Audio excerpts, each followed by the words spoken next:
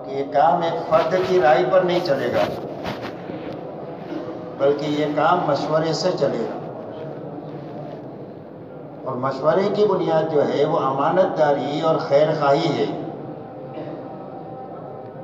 مشورے کیا بنیاد ہے؟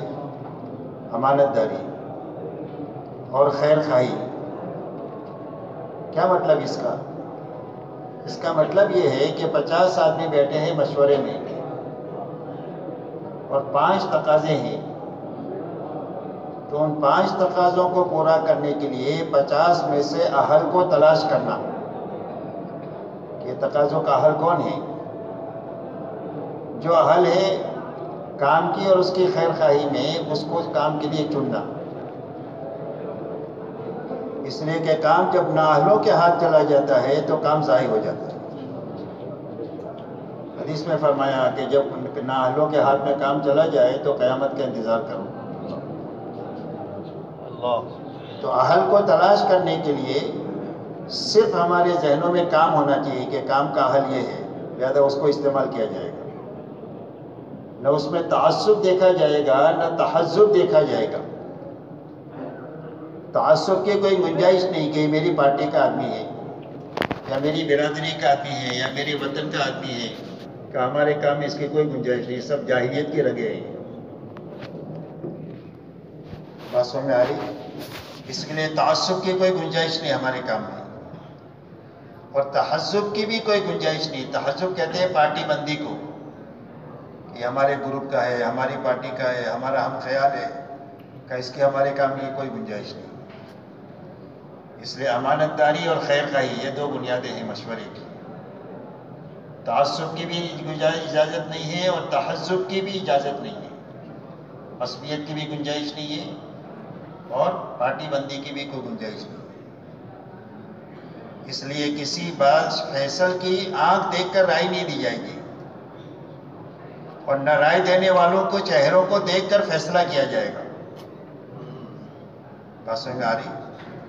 صرف کام کو دیکھ کر کے رائے دی جائے گی اور کام کو دیکھ کر کے فیصلہ کیا جائے گا۔ یہ پہلی بنیاد ہے مشورہ۔ مشورے اس بنیاد پر مشورہ ہونا چاہیے تو کام محفوظ ہے، اور اگر اس کے علاوہ کوئی بات آئی ہے تعصب تحزب کی تو کام خطرے میں ہے، یاد رکھو۔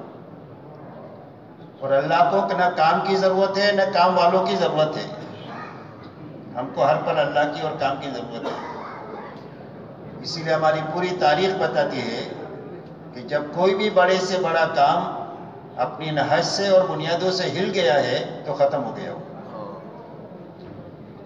اندلس کو دیکھو، سمرقند کو دیکھو، بخارا کو دیکھو، یہ وہ مراکز ہے کہ جہاں پر بڑی بڑی دینی خدمات انجام ہوتے تھے، لیکن ایک زمانہ ایسا آیا کہ اللہ کا نام لینا وہاں دشوار ہو گیا، اس لیے کہ اللہ صمد ہے، اللہ کو صمد کہتے ہیں کہ سب کو اس کی ضرورت ہے، اس کو کسی کی ضرورت نہیں۔ تو اللہ اپنے ساتھ صمدیت کا مظاہرہ ہر زمانے میں کرتے رہتے ہیں۔ اس لیے پہلی بنیاد مشورہ ہے، اور مشورے کی یہ بنیادیں ہیں۔ دوسری بنیاد اجتماعیت ہے، کہ سارے ساتھیوں کے دل اندر سے کام کے لیے ملے ہوئے ہوں۔ جسموں کے جوڑ کا نام اجتماعیت نہیں ہے،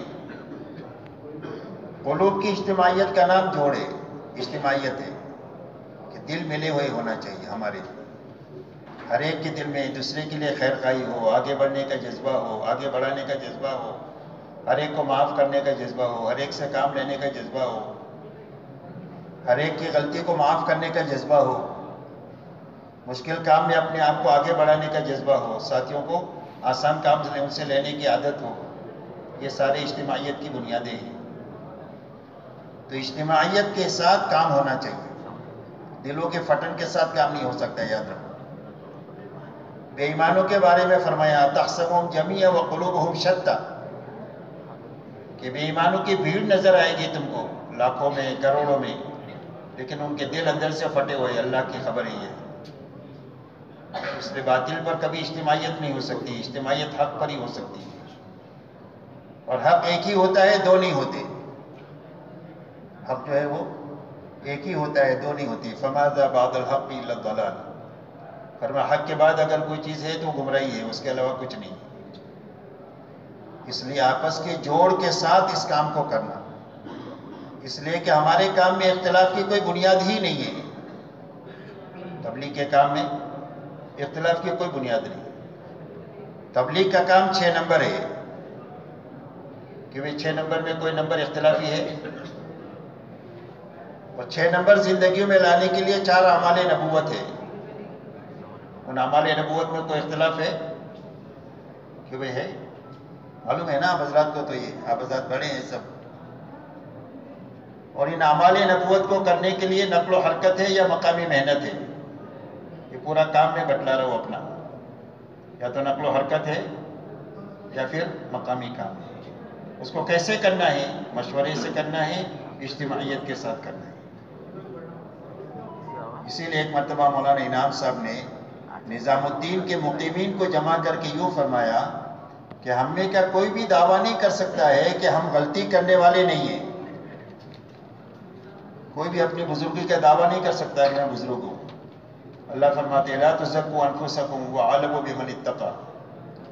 اللہ فرماتے اپنے آپ کو بزرگ مت سمجھو، اللہ جانتا ہے کہ تمہیں متقی کون ہے۔ تو فرمایا تم میں سے اور ہم میں سے کوئی بھی دعویٰ نہیں کر سکتا ہے کہ میں خطا کار نہیں ہوں۔ حضور صاحب نے فرما دیا کلکم خطا ہوں، تم سارے خطا کار ہو، اور بہترین غلطی کرنے والا وہ ہے جو معافی مانگنے والا ہے۔ تو کوئی بزرگی کا دعویٰ نہیں کر سکتا، یوں فرمایا۔ لیکن اگر ہمارے آپس میں دل جڑے ہوئے ہوں گے تو اللہ ہماری غلطیوں کو معاف کرتے رہیں گے، ہمارے عیوب پر پردہ ڈالتے رہیں گے، اور اللہ ہم سے کام لیتے رہیں گے، غلطیوں کے باوجود بھی اور کمزوریوں کے باوجود بھی، آپس کے جوڑ کی وجہ سے۔ اور یہ فرمایا اگر آپس میں جوڑ نہیں ہوا تو چاہے مطلوبہ قربانی دے ڈالے، جو قربانی مطلوب ہے وہ، اور صحیح نہج کے ساتھ دے ڈالے اور اخلاص کے ساتھ دے ڈالے، تو بھی اس کا نتیجہ نہیں ہوگا۔ یہ دعوت کا جو نتیجہ ہونا چاہیے نا، وہ نتیجہ ظاہر نہیں ہوگا توڑ کی وجہ سے۔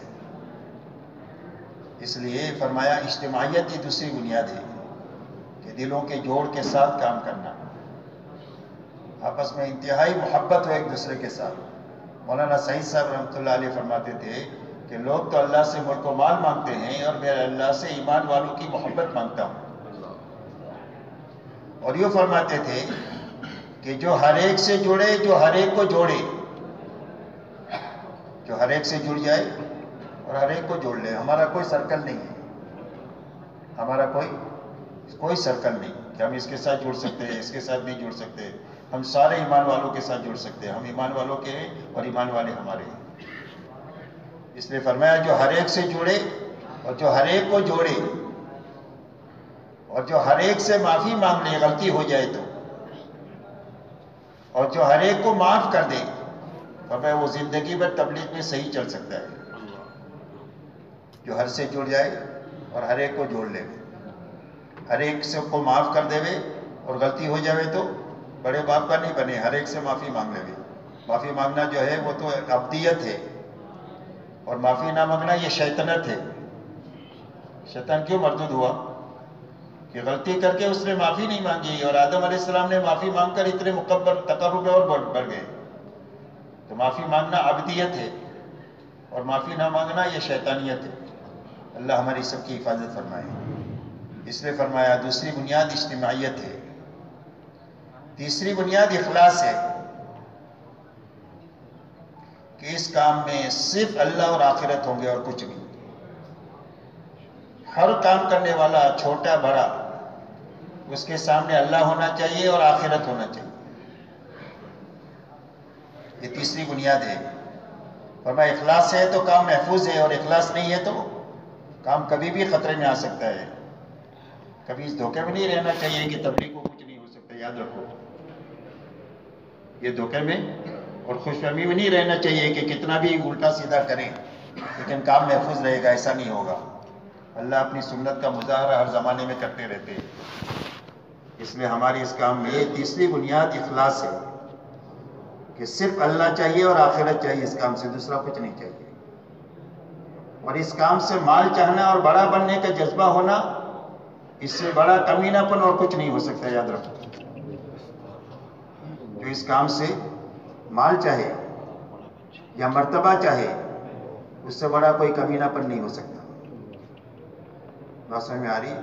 اس لیے اس کام میں صرف اللہ اور آخرت ہونا چاہیے، بس اور کچھ نہیں۔ اللہ کو چاہتے ہیں اور آخرت کو چاہتے ہیں۔ اور میں 3 بنیادیں ہیں کام کی، اگر یہ محفوظ ہے تو کام محفوظ ہے، اور اگر اس کام میں سے ایک بنیاد بھی ہل گئی تو کام بھی خطرے میں آ جائے گا اور کام کرنے والے بھی خطرے میں آ جائیں گے۔ اللہ ہماری سب کی حفاظت فرمائے۔ اس لیے میرے دوستو، اپنے کام کو ان بنیادوں پر رکھنا ہے، ایک صحیح مشورے پر رکھنا ہے، ایک ہر حال میں آپس کے جوڑ پر رکھنا ہے۔